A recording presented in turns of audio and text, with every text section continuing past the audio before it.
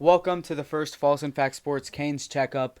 And in this video, even though there's about 13 games still to be played in the 2023 to 2024 season, we're going to be looking to the offseason, so all the way past playoffs, and we're just going to be taking a look ahead to what the offseason might look like.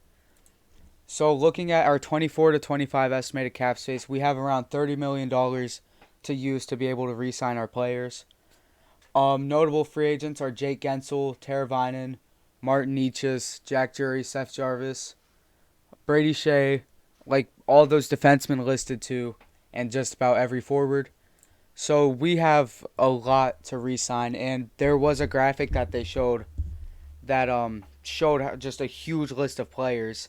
And since then, we did re-sign one of the players, but it was just Spencer Martin, so it's not like it was something huge, even though he can be a very solid backup goaltender. But going on to my first priority signing, I have Jalen Chatfield.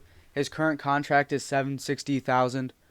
I said that really weird, but his 2023 to 2024 stats are 62 games played, 8 goals, 22 assists, and he's a plus 10. And this is while playing third defensive pairing minutes, although we do roll our defensemen out quite a bit.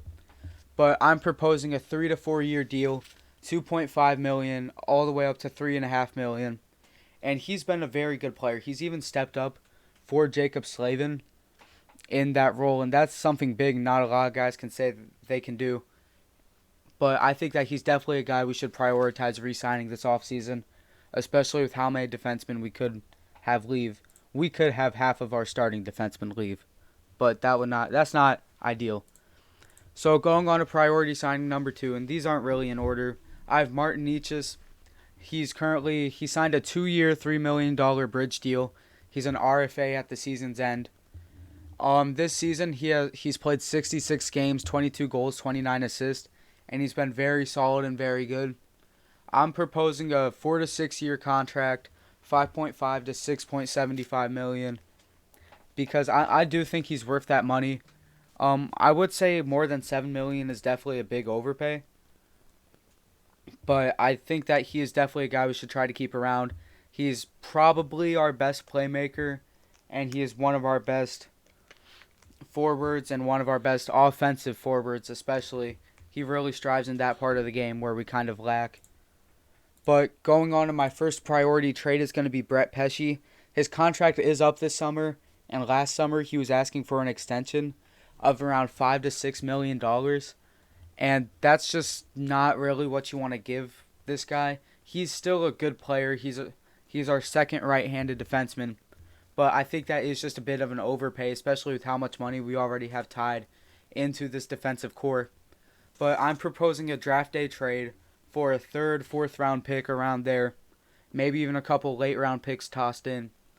But about 2 years ago when we traded D'Angelo the first time, we haven't traded him again since, but you know what I'm saying. Since we traded D'Angelo to the Flyers, we actually got a second round pick, and I think a second and a third on draft day. So I think that we could actually see something similar for Brett Pesce.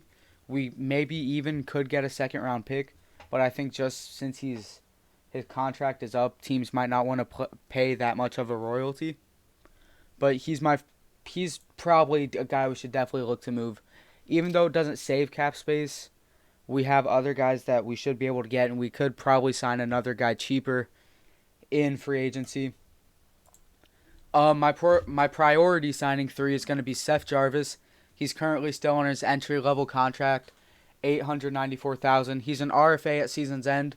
His 23 to 24 stats are 71 games played, 27 goals, 30 assists. So he's been very good again this year.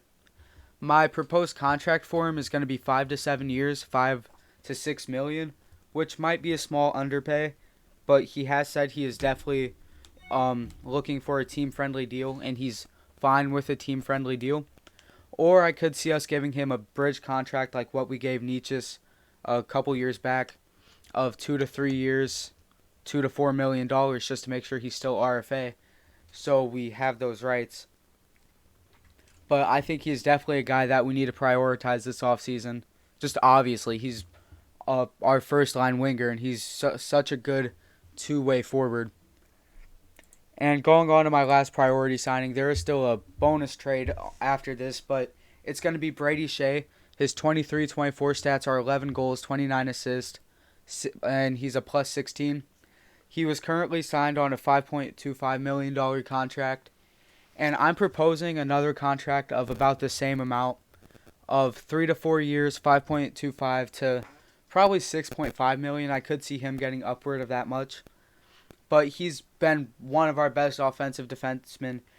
He might actually be the best offensive defenseman on this team, because Burns has taken a small step back with his age. But I think that Brady Shea is definitely someone that we need to keep. And I think if we lose him, it'd be a big mistake. And we are definitely a team that can keep contending over the next couple years.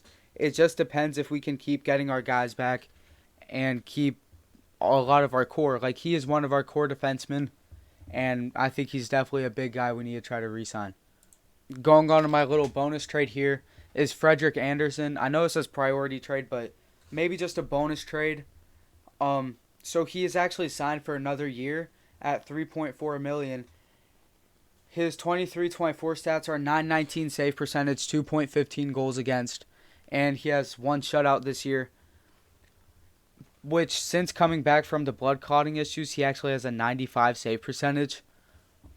But I think that he is a guy we could trade because we have so many guys we need to re-sign. Checkup is looking like he can step up into that number one goalie position, and Spencer Martin has looked like a really good backup.